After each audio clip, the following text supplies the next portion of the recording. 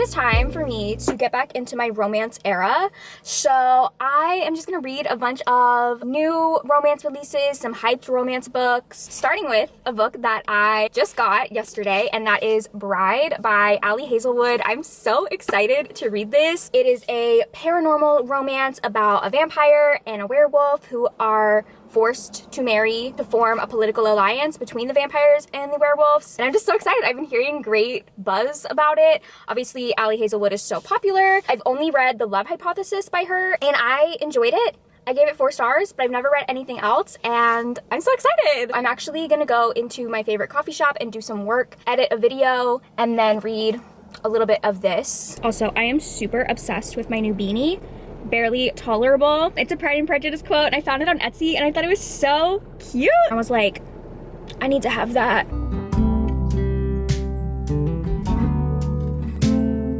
Open air, side by side we sway there in all the colors. Summer love.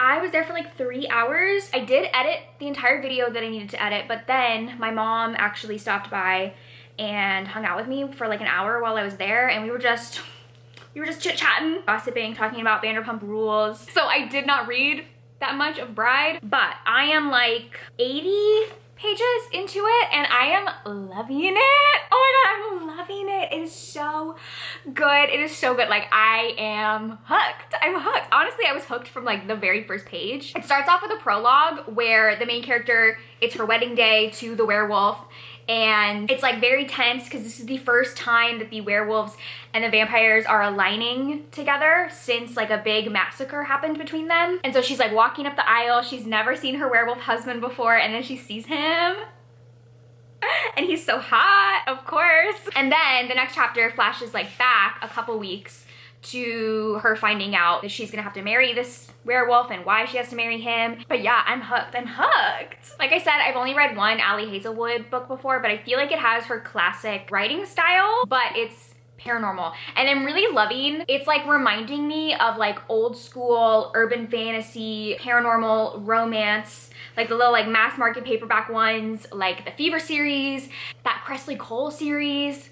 Like, it's just reminding me of those. So it's giving me nostalgia because those were the romances that I was reading like 10 years ago. I'm just having a good time with it so far. All right, I'm doing a little 48-hour weekend readathon for Galentine's Day. So this morning I listened to 2 audiobooks. A bunch of romance authors put out this collection of like Valentine's Day stories. So I listened to 2 of them. The first one was Worst Wingman Ever by Abby Jimenez.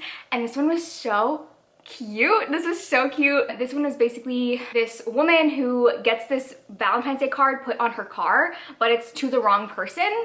And then that ends up leading her to have this note exchange back and forth with this guy. They keep like writing each other notes and leaving them on her car. And it was really, really cute. And then the other one was With Any Luck by Ashley Poston. This one was also really cute. This one is about a girl who is convinced that she's cursed and that everyone she kisses, the next day they meet the love of their life. So she never wants to kiss anyone that she likes because she's like, oh my god, tomorrow they're gonna meet the person that they love. It's about her best friend is getting married, and her and the best man have some history, and then the groom goes missing, so they have to try to find him together. And it was very cute. I really loved that one. And it has Ashley Poston's typical like little magical element to it. But yeah, those are both so cute. They're both like only an hour long. I think all of the stories in the collection are only like an hour. Perfect ways to start off this Galentine's Day weekend. And now I'm going to continue reading Bride, which I am still loving. I'm obsessed. I'm obsessed. And it's really making me want to go back and read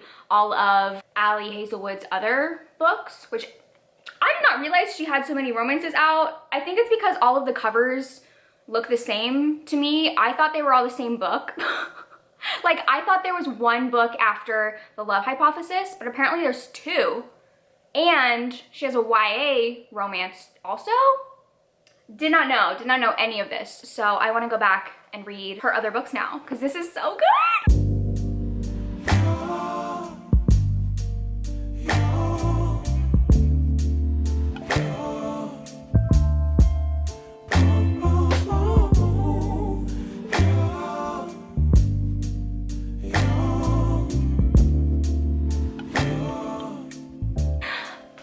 Why is this book so damn good? I'm like having to stop every couple of pages because it's so cute. I don't know if I mentioned this. The whole book is from Misery, the heroine's perspective, but at the beginning of every chapter, you get like a one sentence to like a one paragraph little entry from the guy's point of view. And the way that they just keep progressively getting more and more like he's down bad for her. And in the audiobook, those little parts are read by a male narrator, so it's just even more, like at the beginning of every chapter, you get this tiny little nugget, this tiny little sprinkling. This book, 5 stars. I have to admit to you guys, I finished this yesterday, and then I wasn't sure what I wanted to start reading next, so I was like, let me just flip back to the beginning, just, you know, read like a chapter or two again.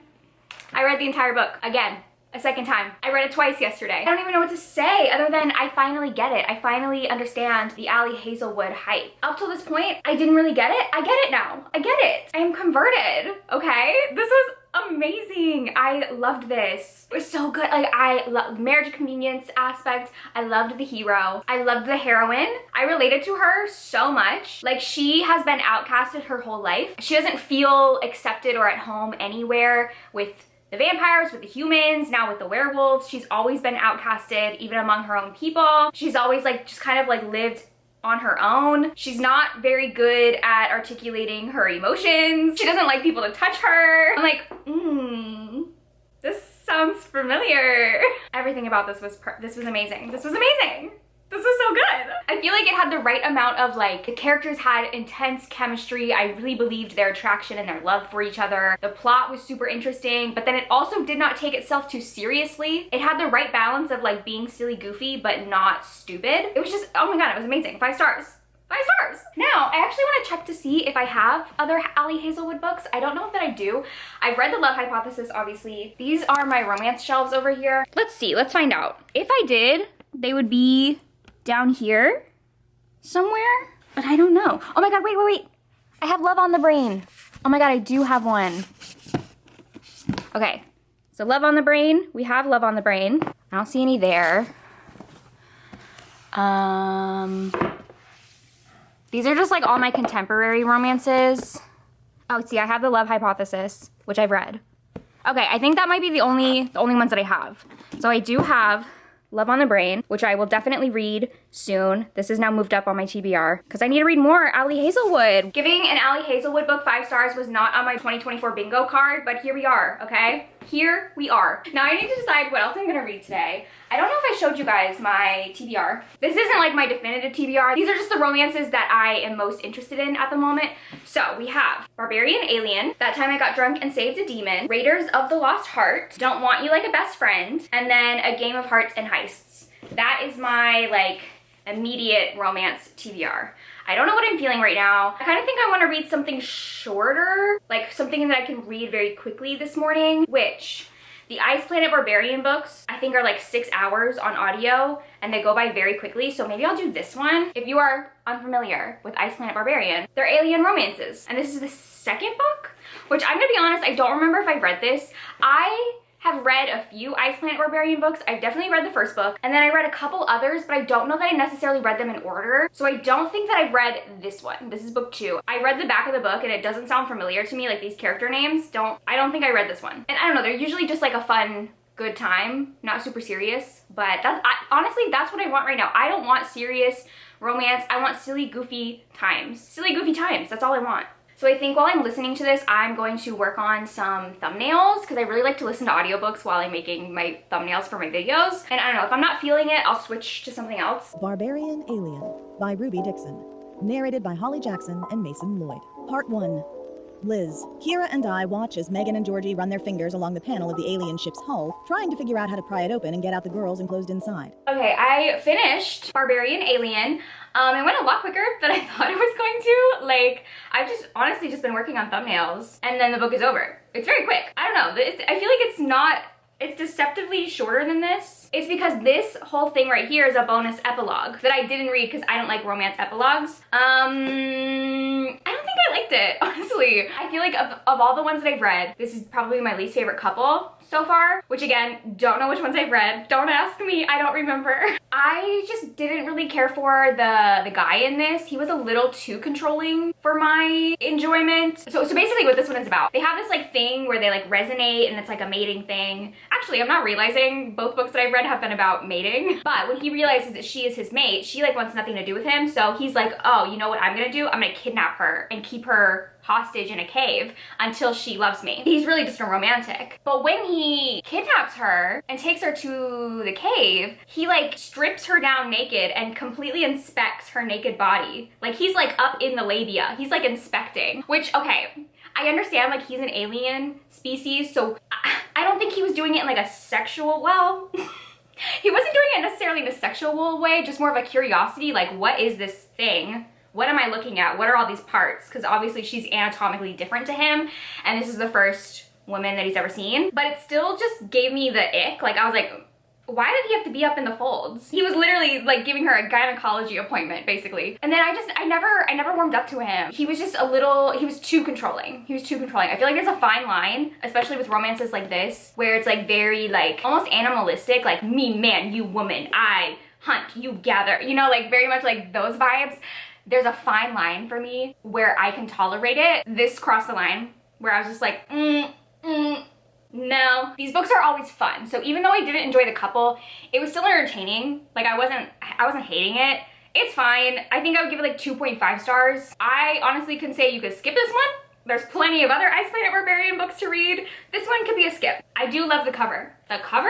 Stunning. Am I mad that I have it? No, it's beautiful. So next, I do think I want to read That Time I Got Drunk and Saved a Demon. I have already read this before. I physically read this before it was traditionally published, when it was self-published. And I remember enjoying it, but I don't like really remember it. Now that it's been traditionally published with this stunning cover, I want to reread it. This is like a cozy fantasy romance that's more on the spicy end about this girl who gets drunk and accidentally saves a demon. I mean, the titles really, they are accurate, okay? She gets drunk, she accidentally saves a demon, and he falls in love with her. This one I also remember being quicker, so I'm excited. I do remember that a character I really loved in this book was the werewolf character who is in book 2. And I really want to read book 2, so I kind of wanted to reread this just to familiarize myself with the world before I read book 2, because I forget. However, before I start this, I am going to have lunch and watch the new episode of the K-drama that I've been watching, which is called Dr. Slump. If you need a K-drama recommendation, please watch this. It is on Netflix. The episodes are still coming out. There's a new episode every Saturday and Sunday, and it's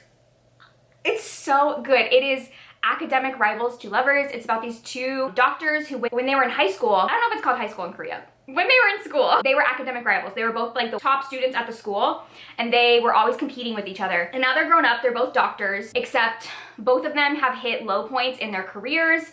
They're like at rock bottom, they're in a slump, and they reconnect with each other and are kind of helping each other through these like low points of their life. It's so cute. I am obsessed.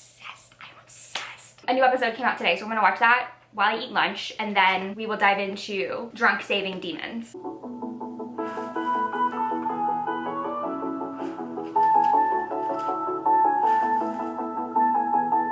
I'm like halfway into, I just opened up to a page that, let's just say, has the word pussy on this page a lot. Anyways, I'm halfway in, and I will say the audiobook is not the way to go with this. I personally do not like the audiobook. Okay, this book is very silly goofy. If silly goofy is a scale, okay? We've got silly and goofy. This one is more on the goofy, which it works with Kimberly Lemming's writing style. However, the dialogue is a little cringe. When you're physically reading it, I feel like it doesn't come across as out of place than it does in the audiobook. Hearing it out loud just feels weird, like it just sounds wrong, and it keeps taking me out because it's hard to ignore it. It took me a lot longer to get into it. Like, oh my God, the first couple chapters, I was like, oh, am I not liking this? Am I not liking it? I really think it's just the difference between physically reading it and listening to the audiobook, because I am enjoying it now. Like, I really love this world. The world is so fun. I'm finally like getting to the parts of the books where they're like exploring the world and like going to all these different places. Because basically the plot is that she gets drunk and accidentally saves this demon and finds out that their whole society is a lie, and that the person that they think is the goddess who they worship is actually just an evil witch who is enslaving all of these demons. And so she sets out on a journey with the demon to help him take down the fake goddess witch. So they're traveling all over the world, destroying her temples. And it's fun. The plot is super fun. I will say, like, the sex scenes are just a little bit on the verge of like too crass for my taste. I mean, like I said, when I just randomly opened it up and I saw the word pussy, oh my God, I opened it up again to the same page. The word pussy is on here like 10 times. I'm like, do we need to be talking about that much? No. I honestly feel like a lot of these nitpicky critiques that I'm having are just observations that I'm making because I'm listening to the audiobook, and I don't think I like the audiobook. So if you are gonna read this, I think I recommend physically reading it or getting the ebook. The audiobook is just not the way to go. Also, Loki is right here looking at me like, why are you talking about pussy in front of me? He's judging me and I do not care for it. I am done. I have finished. Part of me wants to lower my rating, but I don't feel like that's fair, because I really do think that my issues with the book this time were audiobook issues. I still had a really fun time. I really enjoyed it. And I love all the like side characters that we meet. Oh, bye. I'm really excited for the next book because I love the werewolf character. My original rating was 4. Do I want to put it down to 3.5? I think I'm gonna leave my original rating 3.75. 3.75. I'm excited for the next book. I will not listen to it on audio. So that is gonna wrap up my little romance-filled weekend. I read 3 books and 2 novellas. I had a great time. We had a 5-star, a 3.75, a 2.5, and we are concluding this video now knowing that I am an Allie Hazelwood stan, and it might be a favorite romance of the whole year. What? Thank you guys for watching. If you like this video, please like and subscribe, and check out my Patreon where I post tons of exclusive content. I will see you guys in my next video. Bye!